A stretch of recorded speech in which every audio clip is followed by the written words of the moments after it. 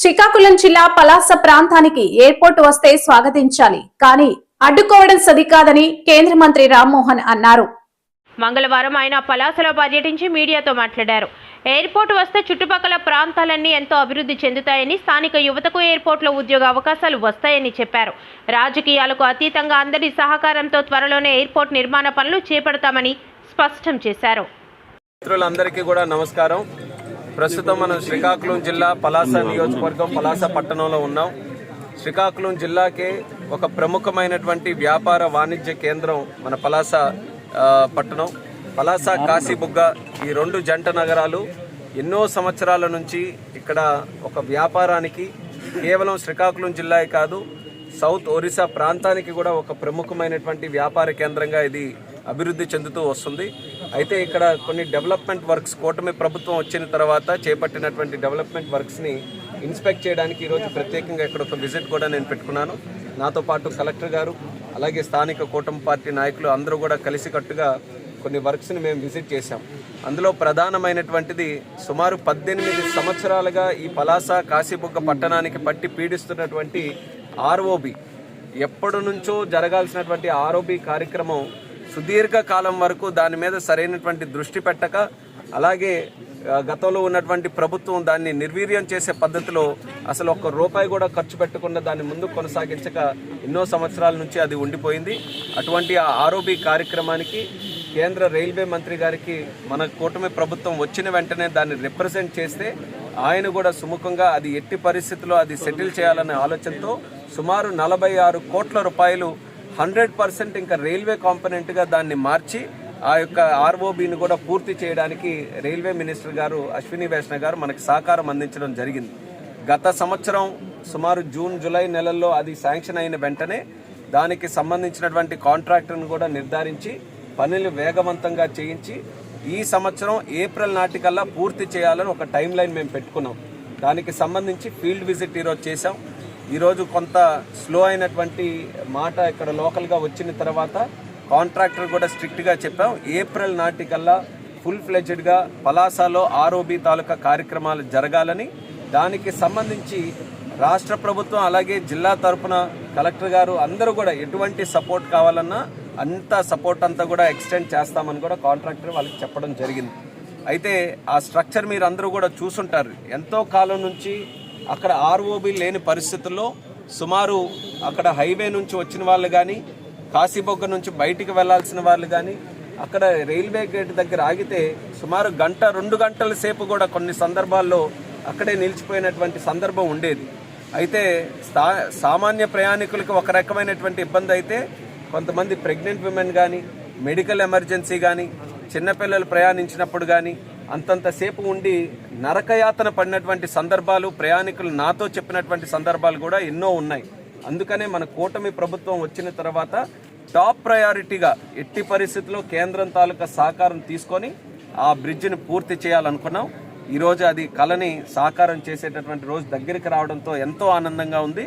అయితే పనుల్లో ఎక్కడ కూడా ఆలస్యం జరగకుండా మంచి క్వాలిటీతో ఆర్ఓబి చేయాలి. 2 సైడ్లు కూడా చక్కగా సర్వీస్ రోడ్లు రావాలనే ఆలోచనతో మరొకసారి ఫీల్డ్ విజిట్లో కూడా చేశాం. ఆయన కూడా ఇన్స్ట్రక్షన్స్ ఇవ్వడం జరిగింది. రెండో ముఖ్యమైనటువంటిది, ఇక్కడ మన పలాస ఉద్యాన ప్రాంతంలో ఎక్కువగా ఆర్మీలో, అలాగే పారామిలిటరీ ఫోర్సెస్, మన సిఆర్పిఎఫ్, సిఐఎస్ఎఫ్, అలాగే మన బిఎస్ఎఫ్, ఇలా బార్డర్ సెక్యూరిటీ ఫోర్సెస్లో, దానితో పాటు ఇక్కడ రైల్వే మన ఏ గ్రేడ్ స్టేషన్ పలాసలో ఉండడం, రైల్వేకి సంబంధించినటువంటి అధికారులు, అంటే కేంద్ర ప్రభుత్వానికి సంబంధించి ఎంతోమంది ఇక్కడ కుటుంబాలు నివసిస్తున్నాయి. ఈ రోజుకి కూడా ఒక ఆసక్తితో కేంద్ర ప్రభుత్వంలో పనిచేయాలని ఆర్మీ దగ్గర నుంచి, సెక్యూరిటీ దగ్గర నుంచి, రైల్వే దగ్గర నుంచి, వివిధ సంస్థల్లో మన పలాస నుంచి, ఈ ప్రాంతం నుంచి, ఉద్యాన ప్రాంతం నుంచి ఎంతోమంది పనిచేస్తున్నారు. అటువంటి వారికి ప్రత్యేకంగా ఇక్కడే కేంద్రీయ విద్యాలయం ఏర్పాటు చేసి ఆ పని చేస్తున్నటువంటి వారి పిల్లలకి ఒక మంచి ఎడ్యుకేషన్ ఇవ్వాలనే ఆలోచనతో ఆ రోజు గతంలో ఎన్నికలకు ముందే స్పష్టంగా తెలియజేశాం. మళ్ళీ ఈసారి కూటమి ప్రభుత్వం వచ్చిన తర్వాత కేంద్ర ప్రభుత్వంతో మరి మాట్లాడి ఎట్టి పరిస్థితుల్లో కేంద్రీయ విద్యాలయం ఒకటి ఏర్పాటు చేస్తామని. జిల్లాకి ఆల్రెడీ ఒకటి శ్రీకాకుళం దగ్గరలో ఒకటి ఉంది, కానీ మన జిల్లాలో ఉండేటటువంటి కెపాసిటీ చూసుకొని మళ్ళీ మనం ఒత్తిడి చేసి గత సంవత్సరం అక్టోబర్ 1వ నాడు మరి మోదీ గారి సమక్షంలో కేంద్ర కేబినెట్లో కొత్తగా మన జిల్లాలో మన దేశంలో 57 కేంద్రీయ విద్యాలయాలు ఉంటే అందులో మొట్టమొదటిది మన శ్రీకాకుళం మనం శాంక్షన్ చేసుకోగలిగాం. మన శ్రీకాకుళంలో మన పలాసలో శాంక్షన్ చేసుకున్నాం, మాట నిలబెట్టుకున్నాం. అయితే అది గ్రౌండ్ చేయాలి. ఇప్పుడు రెండో ప్రయారిటీ ఏంటంటే శాంక్షన్ అయ్యింది. ఈ యొక్క అకాడమిక్ ఇయర్ స్టార్ట్ అవ్వక ముందే టెంపరీ అకామిడేషన్లోనైనా పలాస కేంద్రీయ విద్యాలయం మొదలు పెట్టాలని చెప్పి ఒక సంకల్పంతో ముందుకెళ్తున్నాం. దానికి కావాల్సినటువంటి సైట్ కూడా సూదికొండ పక్కన అక్కడ ఎంక్రోచ్మెంట్స్ ఉంటే వాళ్ళు కూడా సహకరించారు, ప్రభుత్వం మాట విన్నారు. ఏ పర్పస్కి అయితే అక్కడ కేటాయిస్తున్నామో అన్నీ కూడా తెలుసుకొని వాళ్ళు కూడా సహకరించి మంచి సైట్ని కూడా సూదికొండ దగ్గర మనం నిర్ధారించడం జరిగింది. దానితో పాటు టెంపరీగా ఇప్పుడు ప్రస్తుతం అదే సైట్లో మనం ఉన్నాం. రైల్వే గతంలో ఇక్కడ ఒక స్కూల్ నడిపేది, ఇక్కడ ఆ స్కూల్ని కాస్త బ్యారక్స్గా కన్వర్ట్ చేశారు.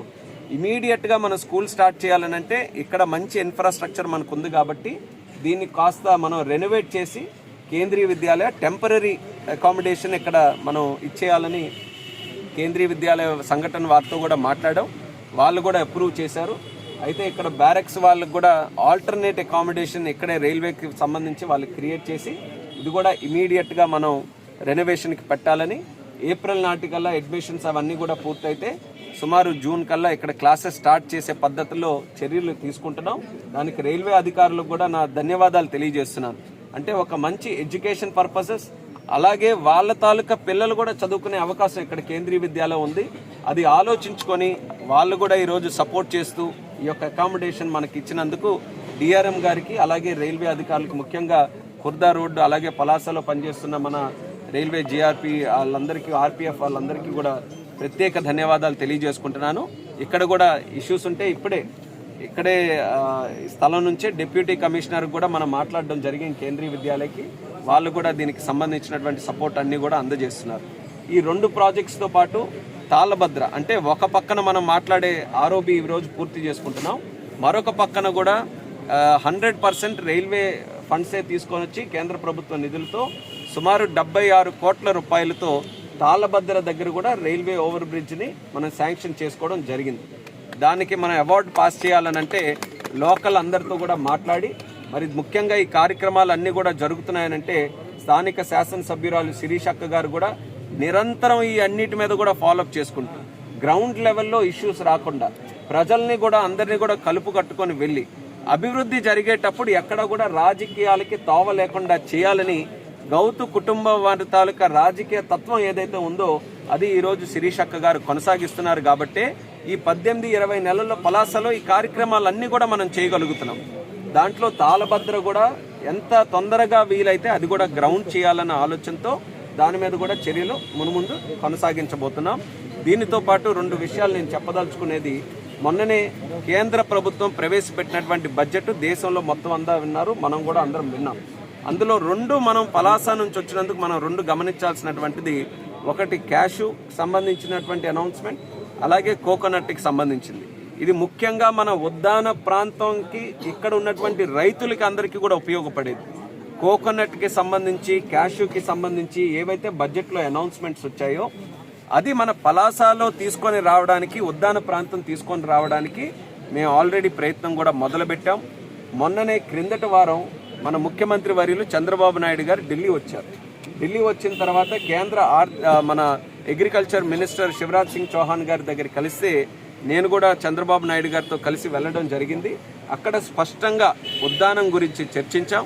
ఉద్దానంలో ఉండేటటువంటి ఇక్కడ కొబ్బరి మరియు జీడి ఉత్పత్తుల గురించి కూడా చర్చించి బడ్జెట్లో వచ్చినటువంటి అనౌన్స్